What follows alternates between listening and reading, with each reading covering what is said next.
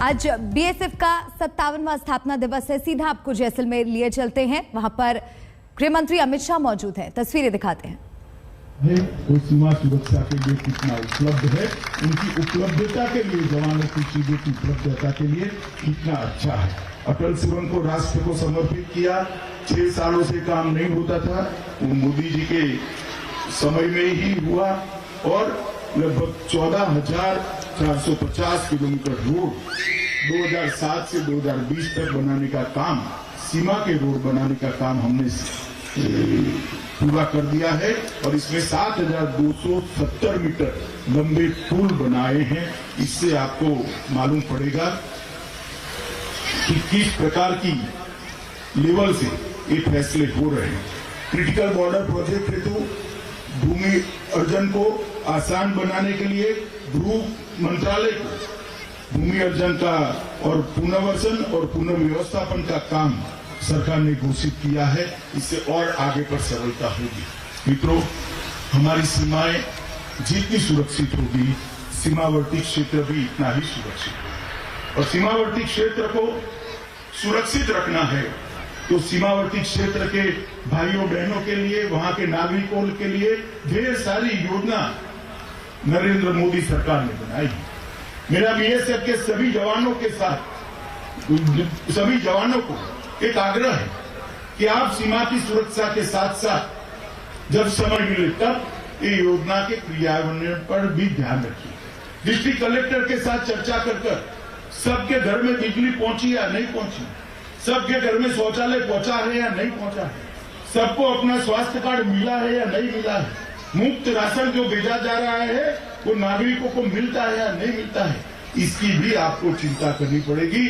तभी जाकर सीमा पर रहने वाले हमारे सभी नागरिकों को जब हम खुशहाल रखेंगे, उनकी सुविधा में बढ़ोतरी करेंगे, तो अपने आप में सीमा की सुरक्षा करने में आपको बहुत सहायता मिलेगी। मुझे पूरा भरोसा है सीमा सुरक्षा बल उसको भी बहुत अच्छे तरीके से करेगा और सीमा पर रहने वाले नागरिकों के साथ संबंध और संवाद दोनों को पुख्ता कर सीमा सुरक्षा का एक चक्र ठीक से हम पूरा करेंगे। मित्रों, फिर से एक बार मैं बलिदानी सभी सीमा सुरक्षा बल के जवानों को बहुत विनम्रता के साथ और भावना के साथ श्रद्धांजलि अर्पित करता हूं। आपके दिए हुए बलिदान के कारण ही आज देश सुरक्षित है, सुनिश्चित भी है और 130 करोड़ का देश बहुत आराम की, चैन की नींद इसलिए सो रहा है कि आप सीमा पर रात को जागकर सीमा के प्रहरी बनकर पुरुषार्थ और पराक्रम के साथ सीमाओं की रक्षा करते हैं। मैं आपके एवं में उत्साह और पराक्रम को नमन करता हूं और आप सभी को स्थापना दिन की फिर से एक बार बहुत बहुत बधाई देकर मेरी बात को विराम देता हूं। वंदे मातरम।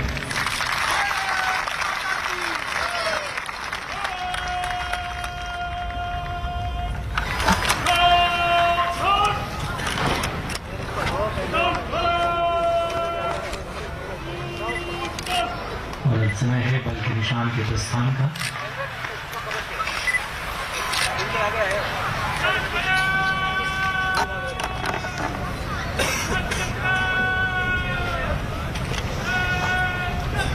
ये बात पुनः सभी वर्दीधारी द्वारा सल्यूट व उपस्थित अन्य सभी द्वारा सावधान की मुद्रा में खड़े होकर सम्मान। Excuse me.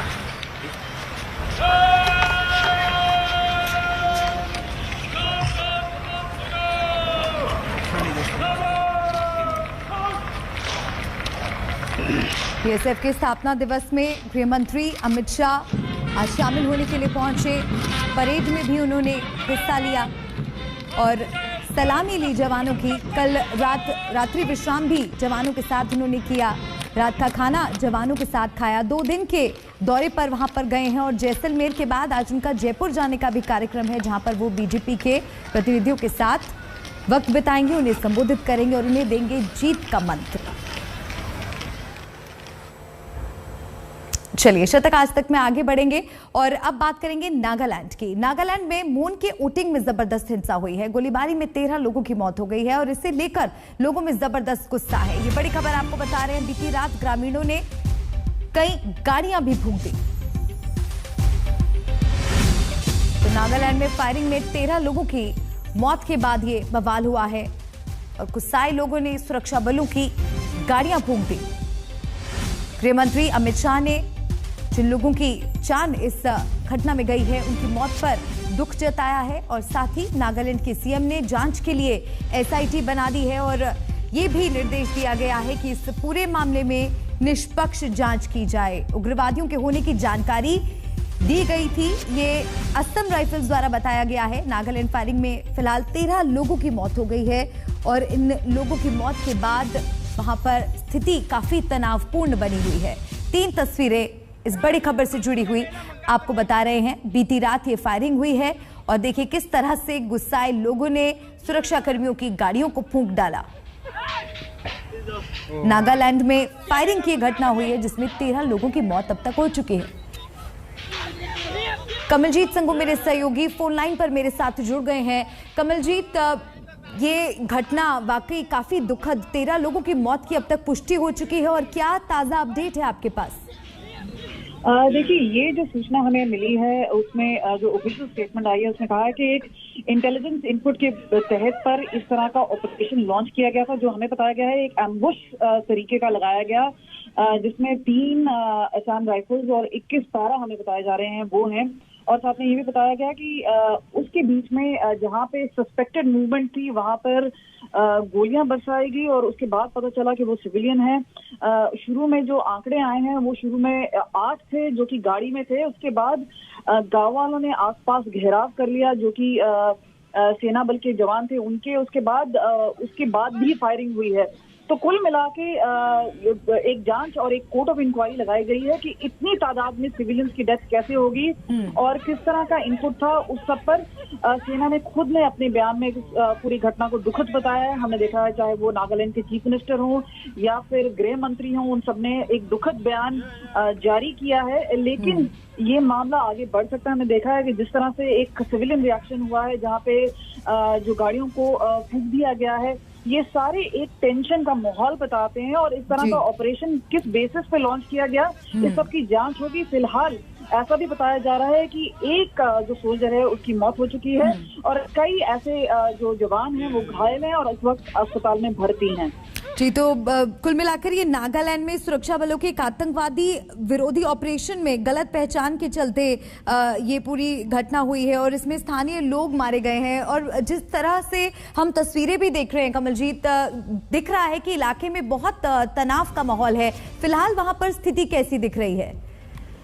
देखिए, सबसे बड़ी बात है कि लॉ एंड ऑर्डर को पहले कंट्रोल किया जाए क्योंकि इसमें सिविलियंस इन्वॉल्व हैं। जिस तरह की घटना हुई है इसके जांच के आदेश दे दिए गए हैं, एक एसआईटी बनाई गई है। लेकिन लॉ एंड ऑर्डर सिचुएशन हाथ से जाती हुई नजर आ रही है और इस वजह से वहां पर जो सिक्योरिटी फोर्सेज हैं वो तो लगाई ही गई हैं। लेकिन क्योंकि दोनों के ही पक्षों के बीच में तनाव है इस वजह से जो सरकार है उन्होंने तुरंत एक एसआईटी बनाई है। लेकिन जो बात है कि किस तरह का इनपुट था और क्या ये गोली चलाने की जरूरत थी, क्योंकि जिस तरह से बात आ रही है कि अगर एक साइड से गोली थी और दूसरी तरफ से जवाबी कार्रवाई नहीं हो रही थी तो इस तरह का ऑपरेशन क्यों लॉन्च किया गया, इस पे कई सवाल उठाए जा रहे हैं। फिलहाल इस पूरे सिचुएशन को डिफ्यूज करने की कोशिश की जा रही है। क्या यह केस ऑफ मिस्टेकन आइडेंटिटी था, क्या गलत इनपुट था? क्योंकि इस तरह से जो एरिया है इसमें कॉन्फ्लिक्ट जोन्स में इस तरह की घटना अपने आप में होना अचंभित तो है ही, लेकिन कई बार सोर्स से भी इंफॉर्मेशन गलत आ जाती है। हमने देखा है इससे पहले जम्मू कश्मीर में भी शोपियान में जिस तरह से एक हमला हुआ था और उसके बाद सवालिया निशान सेना पे उठाया गया था। उसी तरह से हमने देखा है कि स्पेसिफिकली जो बयान आया है उसमें कहा है कि इनपुट था एक इंसर्जेंट आर्म ग्रुप को लेके, जिसके बाद ये कार्रवाई की गई है। और उन्होंने कहा है कि ये पूरा जो घटनाक्रम है वो अपने आप में दुखद है। तो ये पूरा अब जांच का विषय बन जाता है और खास तौर पे लोगों की नाराजगी दूर करने के लिए और एक निष्पक्ष जांच हो पाए इसके लिए दिशा निर्देश दे दिए गए हैं। जी, शुक्रिया कमलजीत, आपका तमाम अपडेट्स आपने दर्शकों तक पहुंचाए। आप नजर बनाए रखिएगा, आगे भी आपका रुख करेंगे। यहाँ पर वक्त एक ब्रेक का है, जल्द लौट रहे हैं कुछ और खबरों और अपडेट्स के साथ। आप देखते रहिए आज तक। अब रुक करते हैं कान्हा की नगरी मथुरा का, जहां भारी सुरक्षा बलों की तैनाती है। 6 दिसंबर के दिन ईदगाह मस्जिद में जलाभिषेक के ऐलान के बाद शहर छावनी में बदल गया। हर एंट्री पॉइंट पर कड़ी चेकिंग की जा रही है। प्रशासन ने मंदिर इलाके में किसी भी कार्यक्रम की इजाजत नहीं दी है। तो 2 तस्वीरें इस खबर से जुड़ी हुई आपको दिखा रहे हैं। भारी सुरक्षा बलों की तैनाती कान्हा की नगरी मथुरा में देखने को मिल रही है। हर प्रवेश करने वाले व्यक्ति की सघन जांच की जा रही है। हम मथुरा के शाही ईदगाह मस्जिद के ठीक बाहर मौजूद हैं और हमारे आसपास आप ये पुलिस के जवानों की तैनाती, रैपिड एक्शन फोर्स के जवानों की तैनाती देखकर अंदाजा लगा सकते हैं कि यहाँ पर कुछ अनहोनी जैसी चीज है। दरअसल मथुरा के कुछ तथाकथित हिंदूवादी संगठनों ने ऐलान किया है कि वो 6 दिसंबर को हमारे पीछे जो आप देख पा रहे हैं शाही ईदगाह मस्जिद, इस शाही ईदगाह मस्जिद में जलाभिषेक करेंगे। जब से ये जानकारी मथुरा पुलिस को मिली है उसके बाद पूरे मथुरा में 144 धारा लागू कर दी गई है और खासकर जो शाही मस्जिद है इसके बाहर अगर आप देखें तो भारी सुरक्षा यहाँ पर जो है बनाई गई है। बकायदा ये बैरिकेड बनाया गया। इसके अंदर अगर कोई दाखिल होता है तो बकायदा उसका पहचान पत्र जो है वो चेक किया जाता है और कम से कम 5 लेयर की जो सिक्योरिटी है यहाँ पर वो बनाई गई है ताकि परिंदा भी पर न मार सके। खास तौर पर 6 दिसंबर को जिस तरह से ऐलान किया गया था उसके बाद मथुरा पुलिस बकायदा सोशल मीडिया पर भी नजर रख रही है और अब तक भड़काऊ पोस्ट आप देख पा रहे हैं। इस तरीके से जो यहाँ गेट के अंदर दाखिल होता है बकायदा उसका पहचान पत्र चेक किया जाता है, उसकी पूरी तलाशी ली जाती है, उसके बाद ही अंदर जो है वो दाखिल होने दिया जाता है। जबकि यहाँ से ईदगाह मस्जिद कुछ ही दूरी पर मौजूद है। उसके अलावा अगर बात करें तो मथुरा पुलिस ने अभी तक 4 FIR दर्ज की है। सोशल मीडिया पर जिस तरह के भड़काऊ पोस्ट किए गए थे उसके बाद 4 FIR दर्ज की थी। 6 दिसंबर की बात करें तो जो कृष्ण जन्मभूमि स्थान है उसके अलावा शाही जो मस्जिद है जहां इस वक्त मैं मौजूद हूं, यहाँ से तकरीबन 2 किलोमीटर दूर तक जो ट्रैफिक है वो बाधित रहेगा। मथुरा पुलिस ने साफ साफ कह दिया है कि 6 दिसंबर को जो कृष्ण जन्मभूमि है वहां पर और शाही मस्जिद है वहां पर ट्रैफिक की आवाजाही नहीं होगी। पूरी तरीके से सुरक्षा व्यवस्था मथुरा की सड़कों पर आपको देखी जा सकती है। जगह जगह पर इस तरीके से जो मथुरा पुलिस के जवान हैं, PSC के जो जवान हैं, उसके अलावा जो रैपिड एक्शन फोर्स के जवान हैं वो आपको दिखाई देंगे। यानी अगर कोई उपद्रव करने की कोशिश करता है तो उससे सख्ती से निपटा जाएगा, ये साफ मैसेज देने की कोशिश की गई है। इसके अलावा कुछ जो उपद्रवी तत्व हैं उनको भी मथुरा पुलिस ने नजरबंद किया हुआ है। कैमरामैन अनूप के साथ अरविंद ओझा, मथुरा आज तक। इस वक्त हम मथुरा के शाही ईद। इस बीच एक बड़ी खबर मिल रही है और बेहद चिंता में डालने वाली ये खबर। दिल्ली में ओमिक्रॉन वेरिएंट का एक मामला सामने आया है। एक शख्स में कोरोना वेरिएंट पाया गया है और इस बात की पुष्टि हो गई है। तो दिल्ली में भी ओमिक्रॉन वेरिएंट पहुंच चुका है। पहले ही देश में 4 मामले ओमिक्रॉन के आ चुके हैं। 12 सैंपल में से एक ओमिक्रॉन का केस निकला है। तो ये चिंता की बात, 11 सैंपल में ओमिक्रॉन वेरिएंट नहीं मिला है। तमाम तरह की गाइडलाइंस ट्रैवल को लेकर जारी की गई हैं। कदम उठाए जा रहे हैं ओमिक्रॉन वेरिएंट की रफ्तार को धीमा करने के लिए। लेकिन इस बीच दिल्ली में मिले इस नए मामले ने एक बार फिर से चिंता बढ़ा दी है। यहां पर वक्त एक ब्रेक का है, जल्द लौट रहे हैं कुछ और खबरों और अपडेट्स के साथ। देखते रहिए आज तक।